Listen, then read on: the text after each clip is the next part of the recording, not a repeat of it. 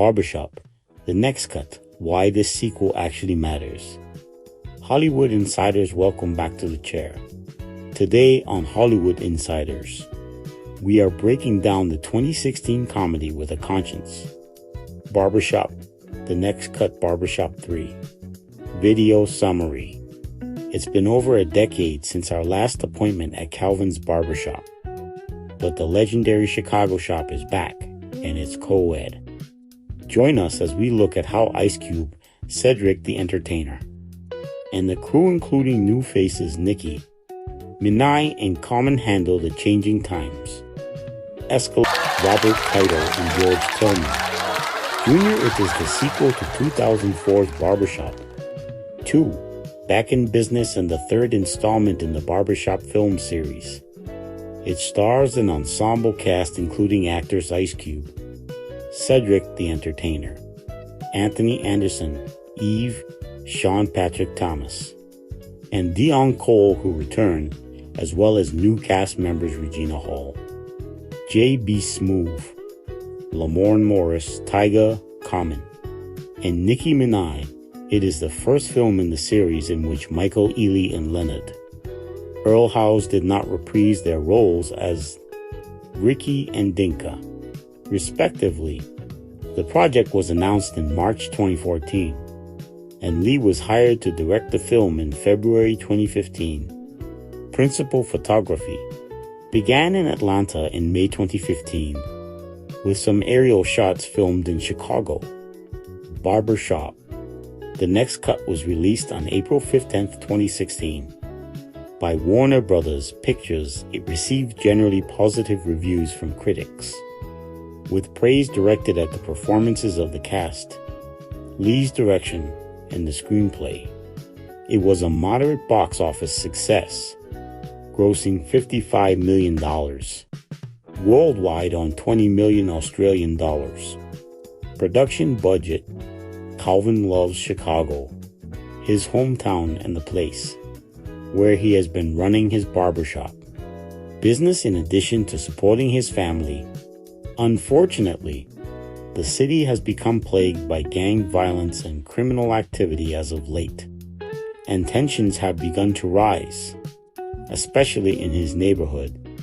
Eddie comes running into the barbershop frightened because he claims to have made a comment at some thugs over their pants sagging. He gets Calvin panicked as the door starts banging, but it is really just a delivery man bringing him his breakfast. To his annoyance, Calvin and Angie now run the barbershop. It has a separate section for women to work, with new recruits Bree and Drya. On the men's side are Jared, Raja, and Rashad, new husband of Terry. Isaac and Jimmy no longer work there, but still keep in touch as customers. JD, the estranged cousin of former barber Ricky, has given up a life of crime and now runs a food truck business. However, he openly lies about what he does with the proceeds from the food truck business, claiming that he donates the money to charity. In truth, he and his overbearing grandmother keep the money for themselves. The shop also has a boy named Anthony Clark working there while he puts his focus on school. Rashad's son Kenny has been hanging out with Calvin's son Yalan. The boys come in one morning before school, and Calvin catches him trying to swipe to Snickers bars. Outside members of the gangsta disciples pull up and try to steal the boys' sneakers until the vice lords from the area appear and tell the other gang to step off. The vice lord's leader, Yummy, is friendly with the boys, assuming that they are willing to join his gang, and hands each boy a $100 bill. The men and women of the barbershop converse on the subject of modern women, with Bree arguing that good women are always losing to the hoes, and that men complain about women having fake body parts, but still lust after those same women.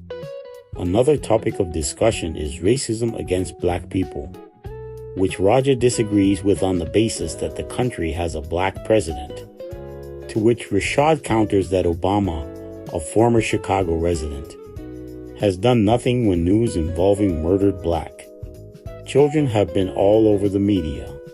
Still, he insists that there has never been a better time to be a black person.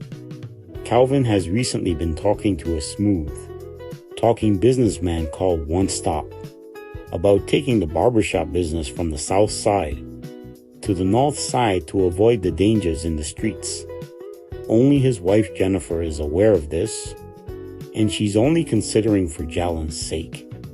A regular client, Jay, enters for an appointment with Drya, but another man, Marquis, shows up. Clearly having a beef with Jay, the two men nearly fight in the shop as it is revealed they are both shot callers from rival gangs until he and Rashad intervene. The boys get in trouble at school after being involved in a fight with the gang from earlier that morning. Jalen is unharmed, but Kenny has a bruise under his eye. It pushes Calvin to consider putting his son in Catholic school, and also makes him trust Kenny even less, to the point where he confronts Rashad and tells him that they shouldn't be hanging out so much. Things get more serious when Jennifer goes through her son's dresser drawers and finds gang paraphernalia. With trouble going on in the neighborhood, Jimmy stops by and says there is a plan for an enclosure with heavy police presence, which would hurt the businesses. The members of the shop band together to organize a forum that night, with the community to set up a ceasefire, along with free haircuts to anyone that passes by. Outside the shop, Terry becomes suspicious of Drya for being flirty and close to Rashad. He offers to take her home one evening on his way to pick up his daughter. She invites Rashad up to her apartment to talk, but Rashad knows what's up, even if she denies it being sexual and declines her offer. The barbershop team set up for Jay and Marquis to arrive at the same time, so they can get involved in the ceasefire. After a bit of tension and another near altercation, both men agree to the ceasefire out of respect for Calvin. Over the weekend, the ceasefire begins. Jared and Raja put the word out on Twitter for people to come to the barbershop. A large number of people show up, and things appear to be going smoothly. While at the barbershop, Rashad goes in the supply room in the back of the shop to grab some items, and Drya does as well. She catches the both of them hiding in the supply closet after he ignored her calling his name, leading her to believe they were hooking up. Terry attempts to fight Drya, chasing her to the front of the shop. However, Calvin and the others stop her. She storms out and Rashad follows to try and explain himself, but she doesn't believe or trust him.